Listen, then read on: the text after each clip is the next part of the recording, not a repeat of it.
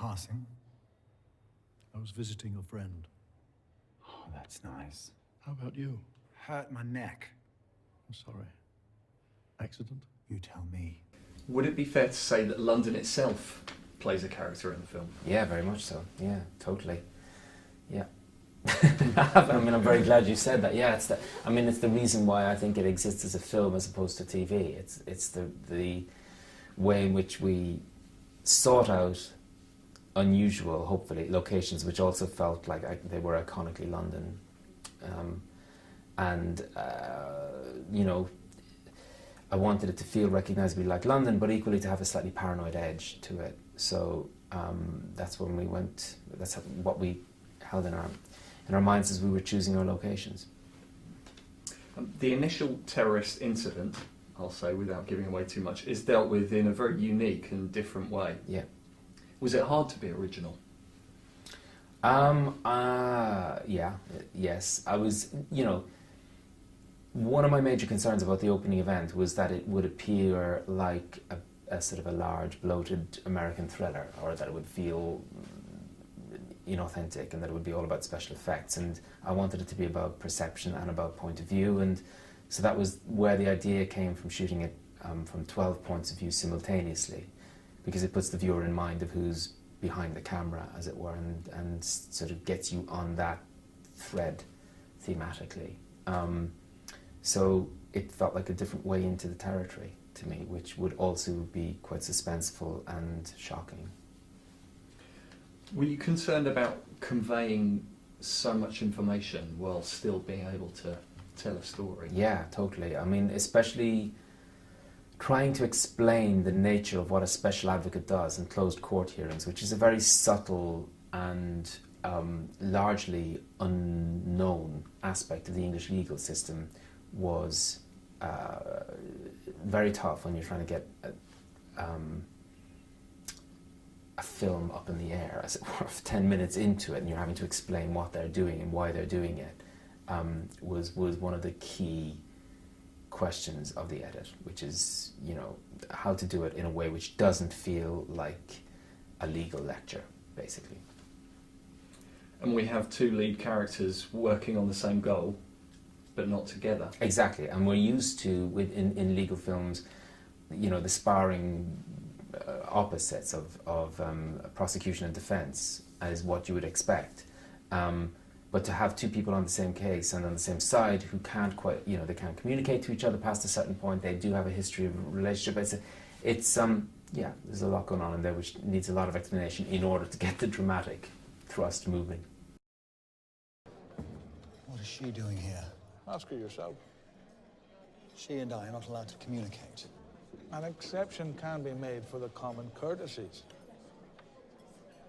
though evidently not in this case. Until the actual delivery of the closed material, I am permitted to communicate with Mr. Rhodes. Whether or not I choose to do so is another matter. Now, as I'm beginning to understand. So would you please inform this gentleman that I'm here to see Mr. Devlin?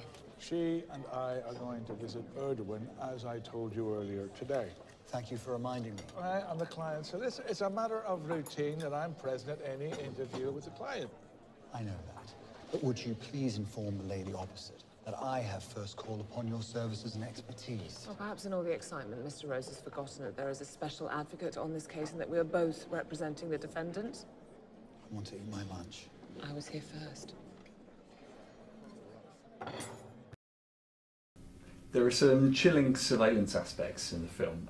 I wondered, are any of these inspired by real procedures as used by the intelligence agencies? I couldn't possibly comment on that.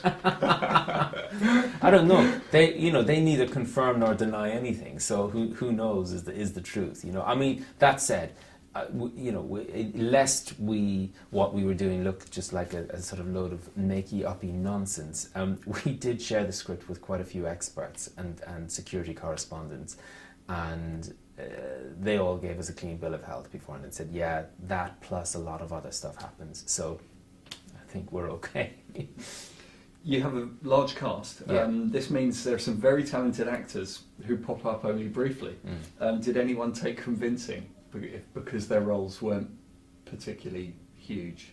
No, not convincing. They were very happy to step in and out. I mean, you know, great actors oftentimes they're very busy, but if you can say, look, it'll take you a week, come to London, have a nice week, they'll be fine about it. You know, it's so. No, we were lucky. We had some great elements to attract them. There was already a great cast. I mean, was it Julia Stiles, you mean? Yeah, and an Oscar winner there, and Jim Broadbent. Yeah. Well, Jim I'd worked with in the theatre before, so I could kind of twist his arm a little bit. And but also Jim loved the character, and it was very different to anything he had ever played before, and he played it with great relish and gusto, you know. You've got a great judge there in Kenneth Cranham. Ken Cranham, a great actor who I've adored for years and wanted to work with, so yeah. I know it's a very complicated case, so if you ever want to talk anything over, you can give me a call. Although I'm legally obliged quite specifically not to discuss it with anyone. There are people who really want a conviction here, so if you're ever feeling bullied or intimidated Oh, I can cope with that, thank you. or threatened, Threatened? And what do you mean by that exactly? you can give me a call. And what will you do? Whatever needs to be done, Claudia. There are people who really want a conviction here. Should have kept her mouth shut. MI5 do not kill people on the mainland. Then what the hell have you got yourself into? We're simply trying to defend our client. Dump your bag, dump everything. Get out of there, now!